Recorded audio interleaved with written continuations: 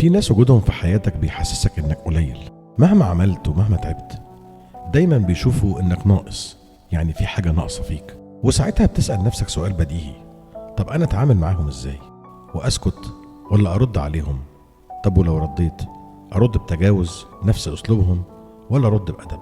فنجان البن التمام، ويلا نعرف الحدوتة سوا. اول حاجة لازم نعرفها: اللي بيقلل منك مش دايما اذكى منك ولا ناجح اكتر منك، بس غالبا هو عنده نقص وبيحاول يطلعه عليك. في ناس بتبني قيمتها على انها تقلل من شأن غيرها عشان تحس انها اعلى، لكن انت لازم تكون واعي وفاهم ان قيمتك مش بتتحدد بكلام حد ولا بتتصنع من نظرة حد ليك.